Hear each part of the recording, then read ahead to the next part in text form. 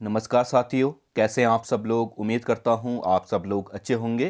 तो स्वागत है आपका हमारे YouTube चैनल की एक और वीडियो में।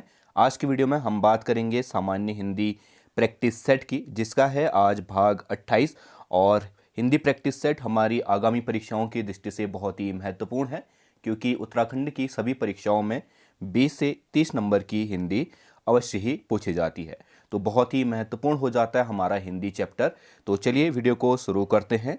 तो आज के प्रैक्टिस सेट का जो पहला सवाल है वह है, निम्नलिखित में से योग रूढ़ शब्द चुनिए। तो देखिए, शब्द रचना के आधार पर शब्द 3 प्रकार के होते हैं। पहला शब्द होता है रूढ़ शब्द, और दूसरे प्रकार में होते हैं यौगिक, और तीसरे प्रकार में होते हैं योग रूढ़ शब्द। ठीक है, ये शब्दों के 3 प्रकार हैं। अब रूढ़ शब्द क्या होते हैं? ऐसे शब्द जो क्या हो, सार्थक शब्द हो परंतु तोड़ने पर वह निरर्थक हो जाए। जैसे किताब ही देखिए, ठीक है, किताब एक सार्थक शब्द है, और सार्थक शब्द जो शब्द है उनके समूह से एक हमने क्या बना रखा है, सार्थक शब्द बना रखा है। परंतु इन वर्णों को अगर हम तोड़ देंगे या इसको 2 भागों में विभाजित कर देंगे तो इसका अर्थ ही क्या हो जाएगा, गलत हो जाएगा। जैसे मैं इसको तोड़ूं, की धन ताब हो जाएगा। ठीक है, तो इस की का भी अर्थ नहीं होगा और इस ताप का भी अर्थ नहीं होगा, तो उसे क्या कहते हैं, हम रूढ़ शब्द कहते हैं। फिर दूसरा आता है हमारा यौगिक शब्द। ऐसे शब्द जो क्या बने हो, 2 सार्थक शब्दों से मिलके बने हो, उनको कहते हैं यौगिक शब्द। और उन्हें तोड़ें तो 2 शब्दों में टूटे या 3 शब्दों में टूटेगा, परंतु तीनों का ही अर्थ जरूर निकलेगा। जैसे मैं कहूँ गौशाला, ठीक है, गौशाला एक शब्द है परंतु यह 2 शब्दों से मिलके बना है। गौ और शाला शब्द से मिलके बना है। ठीक है, गौ का अपना क्या है, अर्थ है। गौ का मतलब कि गाय, और शाला का अर्थ होता है घर। ठीक है, तो गाय का घर इसका क्या हो जाएगा, अर्थ हो जाएगा। यानी कि जो गौशाला है वह 2 शब्दों से मिलकर बनी है, गौ और शाला से, इसलिए हम उसको क्या कहते हैं, गौशाला कहते हैं। और यह क्या किस प्रकार का हो गया, यौगिक हो गया। फिर आता है हमारा योग रूढ़।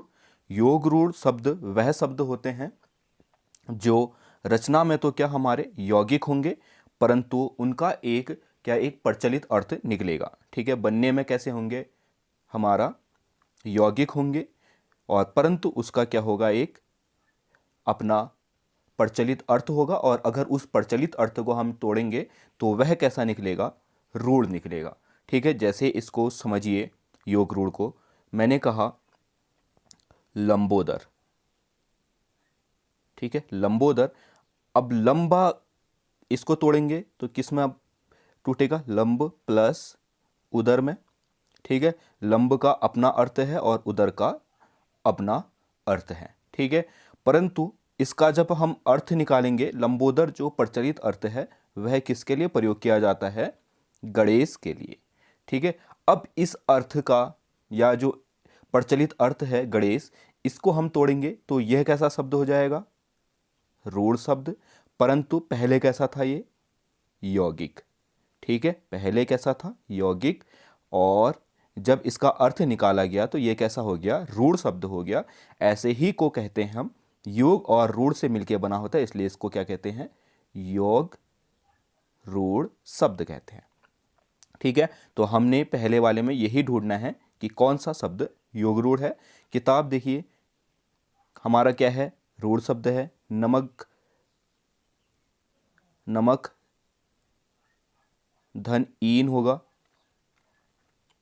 तो इसका भी कोई अर्थ नहीं होता, ये भी हमारा रूढ़ हो गया। दिन, दे धन नौ, दोनों का अनर्थ हो जाएगा। ठीक है, ऐसे ही पंकज है। ठीक है, पंकज का जो अर्थ होता है, पंक धन जौ। ठीक है, अब इस पंख का भी अर्थ होता है और इस जौ का भी अर्थ होता है। इसका अर्थ होता है कीचड़ में उत्पन्न। ठीक है, पंख मतलब कीचड़ और ज मतलब उत्पन्न। ठीक है, अब ये पंकज देखिए रचना के आधार पर कैसा हो गया, यौगिक हो गया, परंतु पंकज का अर्थ कभी भी पंकज ना लेके क्या लिया जाता है, इसका एक प्रचलित अर्थ है कमल। ठीक है, पंकज शब्द जो है कमल का पर्यायवाची है और उसका अर्थ हमेशा ही क्या लिया जाता है, एक प्रचलित अर्थ लिया जाता है कमल। और यह किस रचना में है, क्या है, हमारा रूढ़ है, क्योंकि हम कमल को तोड़ेंगे तो यहाँ पे कोई अर्थ नहीं निकलेगा।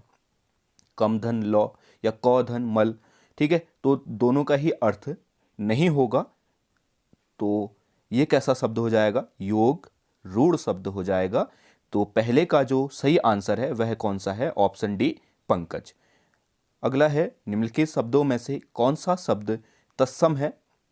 तो देखिए तत्सम शब्द मैंने बहुत बार बता चुका हूँ कि वह शब्द होते हैं जो संस्कृत से ज्यों के त्यों हमारा हिंदी में प्रयोग किए जा रहे हैं, उन्हीं को क्या कहा जाता है, तत्सम शब्द कहा जाता है। तो हमने यहाँ पे बताना है, देखिए गागर का क्या है, एक तद्भव है, क्योंकि गागर जो है वह गरगर का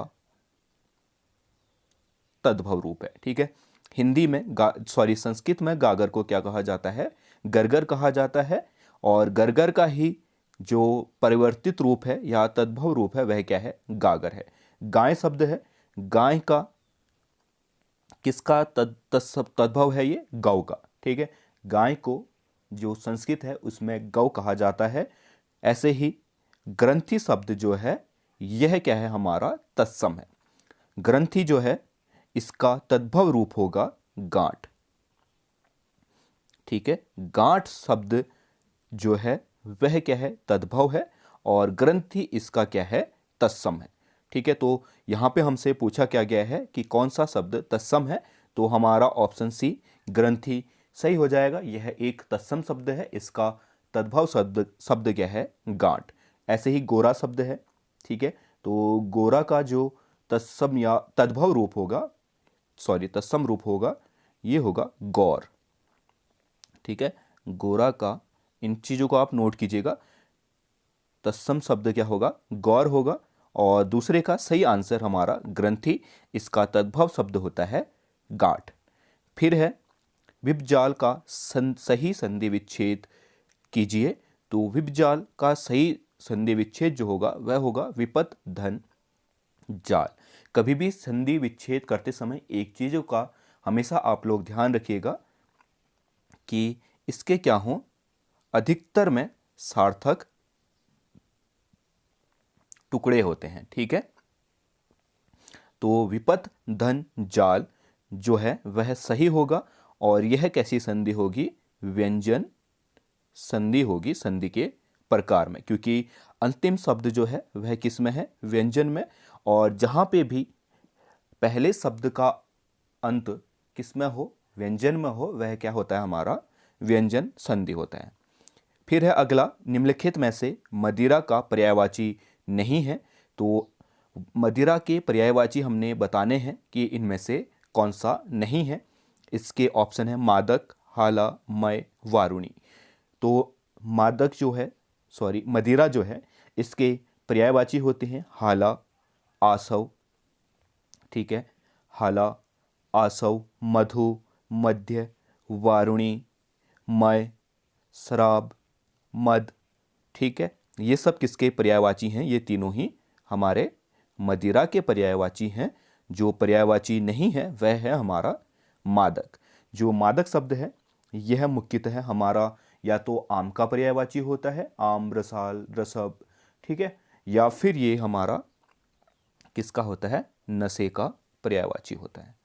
ठीक है, नशा या नशीली चीज़ों का, नशीली का क्या होगा, पर्यायवाची होगा। तो चौथे का जो सही आंसर होगा वह मादक शब्द है।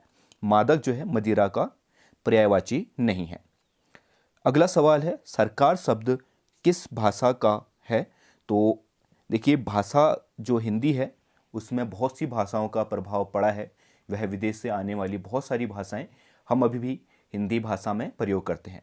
तो ऐसे ही सरकार जो शब्द हम हिंदी भाषा में प्रयोग करते हैं यह हिंदी भाषा का शब्द ना होके किसी बाहरी भाषा से आया गया शब्द है। तो हमने बताना है कि यह किस भाषा का शब्द है।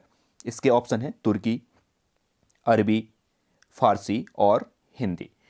बात करें अगर सरकार शब्द की, सरकार शब्द जो है वह फारसी भाषा का शब्द है, तो ऑप्शन सी क्या होगा, सही होगा।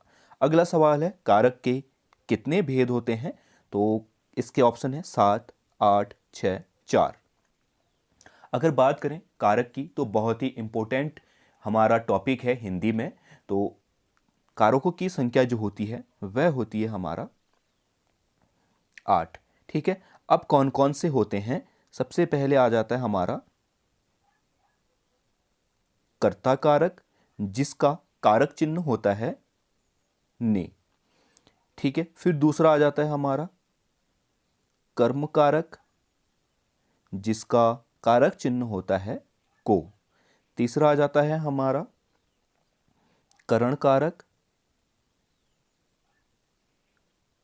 जिसका कारक चिन्ह होता है से। चौथा आ जाता है हमारा संप्रदान कारक, जिसका कारक चिन्ह होता है संप्रदान के लिए। पांचवा होता है अपादान कारक,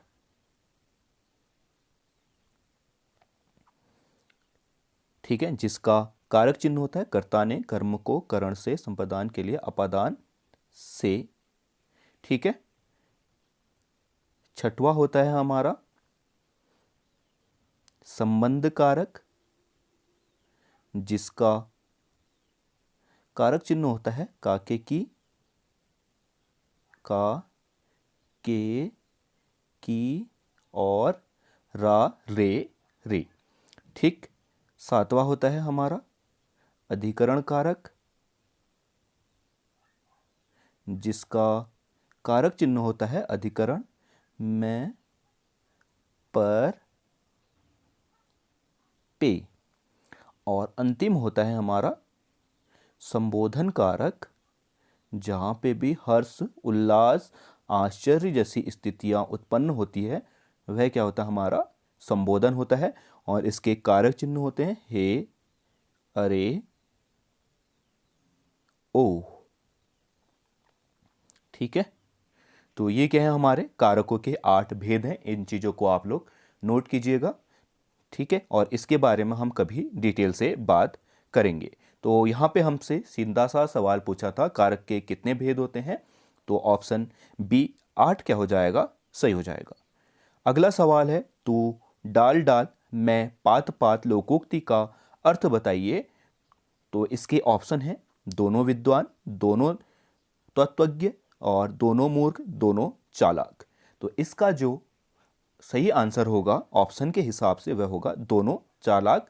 परंतु यहाँ पे हमारा क्या हो सकता है, दोनों चालाक पर जो अगला व्यक्ति है वह उससे भी क्या है, ज़्यादा चालाक है। तो अधिक चतुर इसका सही आंसर हो सकता है।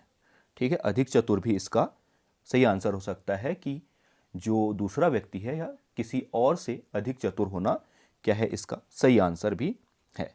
ठीक है, तो इसके हिसाब से हमारा जो सही आंसर होगा वह होगा ऑप्शन डी, दोनों चालाक। अगला सवाल है स्त्रीलिंग शब्द का चयन कीजिए। देखिए हिंदी में जब भी कभी बात करें तो 2 प्रकार के लिंग होते हैं, एक होता है स्त्रीलिंग और एक होता है पुल्लिंग। ठीक है, जो शब्द किसी भी चीज के या किसी भी वस्तु के स्त्री होने का बोध कराएं उसको क्या कहा जाता है, स्त्रीलिंग कहा जाता है। और जो शब्द किसी वस्तु, स्थान या किसी भी चीज का पुरुष होने का बोध कराए उसको क्या कहा जाता है, पुल्लिंग कहा जाता है। तो हमने यहाँ पे बताना है कि इन शब्दों में से स्त्रीलिंग कौन सा है। तो स्त्रीलिंग और पुल्लिंग जानने का सबसे आसान तरीका यह है कि जो भी शब्द है उसके पीछे आप क्या लगा दीजिए, क्रिया लगा दीजिए, तो उसका क्या होगा, हमारा लिंग पता चल जाएगा। जैसे धर्म है तो धर्म कभी भी धर्म का पालन किया जाता है। अब जैसे क्या किया जाता है, पालन किया जाता है। अब ये किया शब्द हमारा सीधा प्रदर्शित कर रहा है कि क्या यह कैसा शब्द है, पुल्लिंग शब्द है। नहीं तो ये क्या आ जाता, धर्म का पालन किए, की, ठीक है, तो स्त्रीलिंग तब होता। तो ये कैसा शब्द है हमारा, धर्म हमारा पुल्लिंग शब्द है। अगला शब्द है कुटिया। अब कुटिया में आप कोई विशेषण या कुछ भी लगाइए, तो कुटिया क्या है, कुटिया सुंदर दिख रही है, ठीक है। तो ये रही शब्द हमें यह प्रदर्शित कर रहा है कि कुटिया कैसा शब्द है, स्त्रीलिंग शब्द है, ठीक है। तो बहुत ही आसान तरीका है किसी भी शब्द में लिंग पहचानने का कि वह स्त्रीलिंग है या पुल्लिंग है। उसके पीछे आप क्या करिए, उसका वाक्य में प्रयोग कीजिए। किसी भी वाक्य में प्रयोग करके आप क्या कर सकते हैं, उसका लिंग निर्धारित आसानी से कर सकते हैं, ठीक है। जैसे आचरण की बात करें तो मैं कहूँ उसका आचरण अच्छा है, ठीक है। अब उसका में जो उसका है वह क्या है, पहले ही पुल्लिंग है, तो ऐसे आपको प्रयोग नहीं करना है। आपने डायरेक्ट आचरण अच्छा होना चाहिए, ठीक है। तो आचरण अच्छा जो है ये क्या है, एक सही वाक्य प्रयोग है, क्योंकि हम सिर्फ किसकी बात कर रहे हैं, आचरण की बात कर रहे हैं।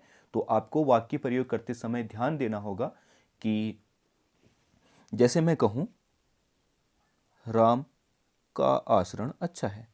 अब यहाँ पे आचरण की बात ना होके किसकी बात हो रही है, राम की बात हो रही है। तो ऐसे आपको वाक्य प्रयोग नहीं करने हैं। जहाँ पे सिर्फ आचरण हो वहाँ पे आपने क्या करना है, आचरण के पीछे ही क्रिया शब्द जोड़ देना है, या फिर कोई भी विशेषण या कोई अन्य चीज जोड़ के उसको वाक्य में प्रयोग करना है, ठीक। जैसे दीपक है, मैं कहूँ दीपक के पीछे क्रिया जोड़ देनी है, दीपक जलता है, ना कि दीपक जलती है। दीपक क्या है, जलता शब्द है, ठीक है। तो हमने डायरेक्ट दीपक के ही पीछे क्या लगाई, क्रिया लगाई, इसलिए हमें उसका एक क्या हुआ, त्वरित और सही आंसर मिला। उम्मीद करता हूं ये कॉन्सेप्ट आपको पसंद आया होगा।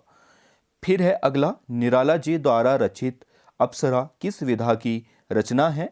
तो निराला जी बहुत सारी विधाओं में क्या थे, पारंगत थे। जैसे काव्य हो गया, उपन्यास हो गया, कहानी और निबंधकार के रूप में वे क्या थे, पारंगत थे।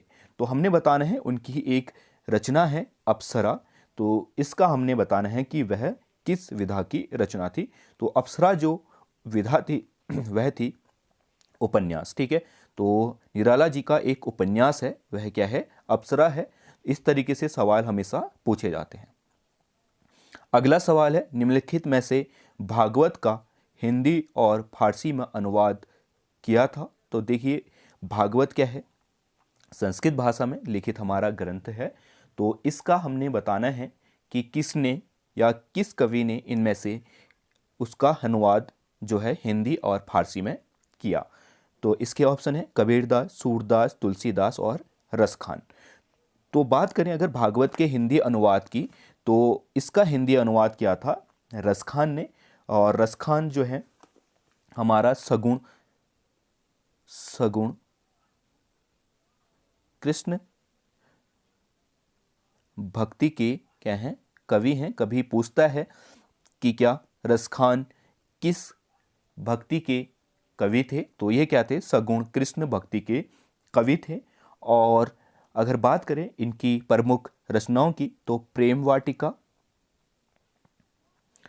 वाटिका और सुजान रसखान इनकी क्या है, प्रमुख रचनाएं हैं। तो सी का जो सही आंसर हो जाएगा वह हो जाएगा ऑप्शन डी। तो ये थे आज के कुछ महत्वपूर्ण और सवाल। तो उम्मीद करता हूँ आपको ये वीडियो पसंद आई होगी, और अगर वीडियो पसंद आई है तो वीडियो को लाइक कर देना और साथ ही साथ वीडियो को शेयर भी कर देना। और अगर चैनल में नए हो तो चैनल को सब्सक्राइब करके ज़रूर जाना। हम मिलते हैं अगले वीडियो में, तब तक के लिए बाय।